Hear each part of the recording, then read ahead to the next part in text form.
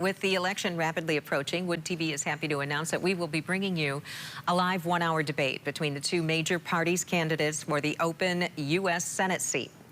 Here with more, political reporter Rick Albin. Rick? With the retirement of Debbie Stabenow, who will complete her fourth term early next year, Michigan will have a new senator in that seat for the first time since 2000.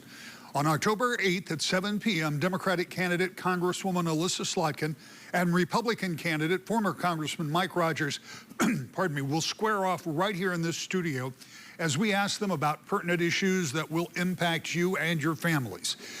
The debate will be carried by a number of our partners from around the state: Lansing, Marquette, Flint, Saginaw, Traverse City, Cadillac, and Alpena.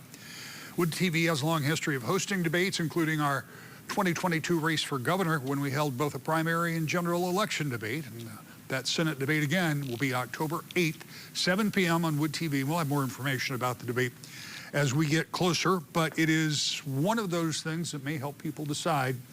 And, you know, having an open seat for Senate is pretty rare. It's happened twice in the nearly 30 years I've been covering politics. How do the recent polling numbers look?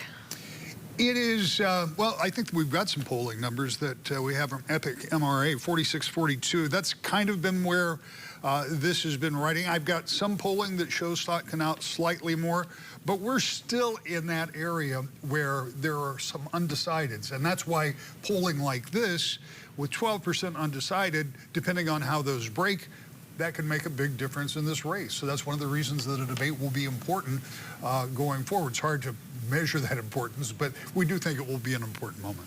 Rick, how are you handicapping that race in terms of the issues that might break and determine an outcome? Yeah, and I think that's really interesting, Brian, because, you know, there is one issue, and you say it if you just say economy, right? But think about all the things in there. People worry about how much money they're spending at the grocery store.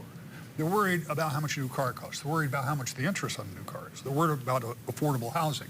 They're worried about all of those things. So you can't just ask, and in the beginning of the race, you ask those broader questions, tell me about the economy.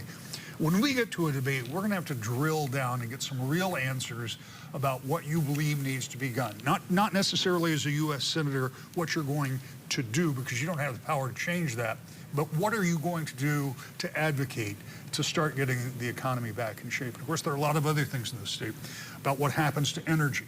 What are we going to do about batteries? What are we going to do about battery plants within this state, and solar and wind and all of that? So there are tons of things to consider.